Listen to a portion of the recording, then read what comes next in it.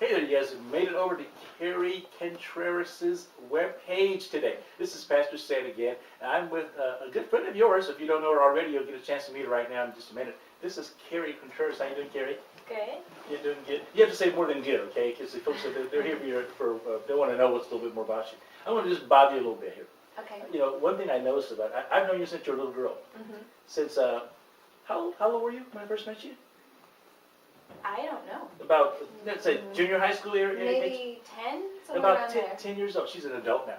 And the major thing about it is this, watching people get married, have kids, and now you've got married. How long have you been married now? 8.5 years. 8.5 years, and you got a little baby?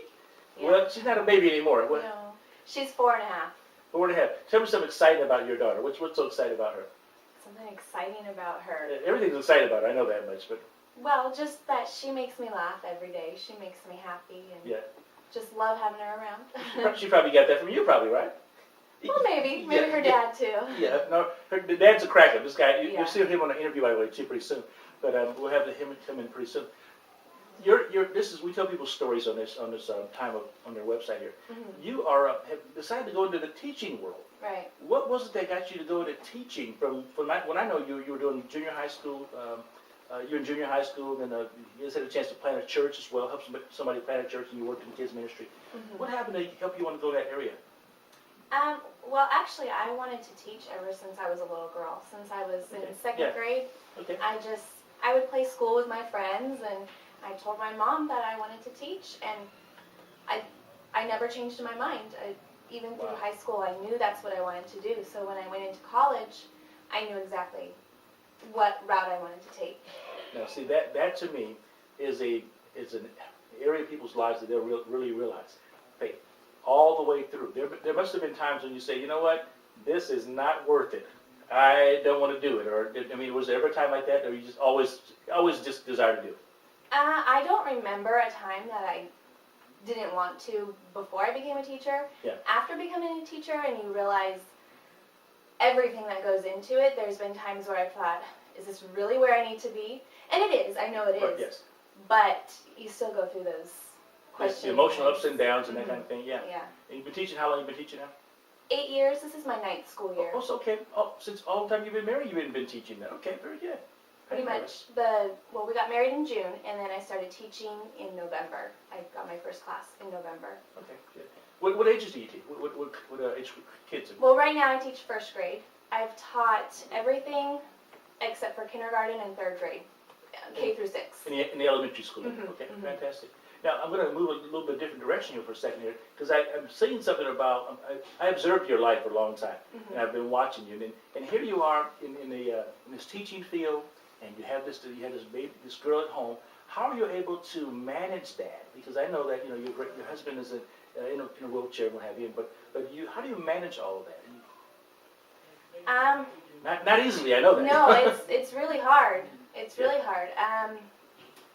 To be honest, I get a lot of help from my Yeah. parents, Right, yeah. and my in-laws help out with Greg. Right, fantastic.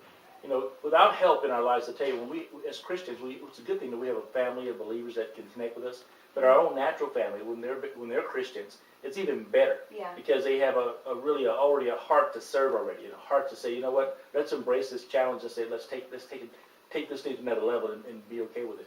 We watched your husband be healed from being in a coma Right. to now. You were going through some stuff during that time as well. How did God got you through it? What were some of the things that you were experiencing while that was happening? It was. I look back on it now, and I don't know how I got through it other than the strength that God gave me. Yes. Because I didn't know that I had that strength in me. Right. But you know, he was in an accident, had a brain injury, was in a coma. At the same time, I was pregnant, and I had just gotten notice that I would be laid off from my teaching job. So it was awful. Yeah. I don't know how else to say it. That's real. That's real. And people think that Christians live these fantasy lives, and you're the prime example of what God can get you through, even though it may seem like an impossible situation. Because on top of the husband being ill, the other things going on, Right. there's a lot on your mind. Right. I mean, not just a lot on your mind. You've got a baby to take care of. I mean, Yeah. we're pregnant with a baby and to be taken care of at some point, and then job to go find, and Yeah. you still have hair. I see. Well, yeah, I do. They pull it all out. No. Actually, being pregnant in a way kind of helped me get through it because I knew that I didn't want anything to happen to that baby. Right, so I knew that I had to take care of myself. I had Yes. to rest. I had to eat.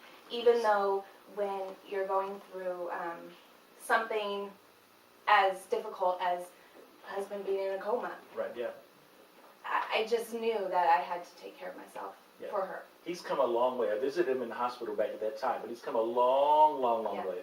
And there's still ways to go, but at the same time, he's come a long way. You've watched the process, and do you realize that you have been there for him every step of the way? You realize that? Yeah. You have done that. You've done that. God blessed you really to be able to do that in a big way, so it's kind of exciting. Thank you. You've been a blessing to me today. Has she been a blessing? Just go ahead. Clap your hands like that out there. Say yes, amen. Amen. Good stuff. Carrie, any last closing thoughts you want to say to the folks out there? So, to say yes or no? No. No. Keep in mind, all the folks that come on these videos with me, they don't do video all the time. They just kind of, they're doing it because I asked them to do it. They probably didn't really want to do it, but they're doing it because they have a story. Everybody has a story. You have a story as well. And you have the opportunity to get your own website to share your story on a reachonemore.us site. And that site, again, is free to get, didn't cost you a penny, and you're able to have your own domain name as well. We'll give that to you at the same time. And you have a chance to get your story out there as well. Now, I won't probably interview you, like I'm interviewing Carrie because she's a member of our church, but I will give you the chance to put your space, get a spot on there. If you want to be interviewed, I can turn you on to somebody that can help you out. Maybe Ronnie can help you out, okay? Well, listen, this is Pastor Stan signing off with Carrie Contreras. Bless you, appreciate you. All right, Thank you. We'll see you there.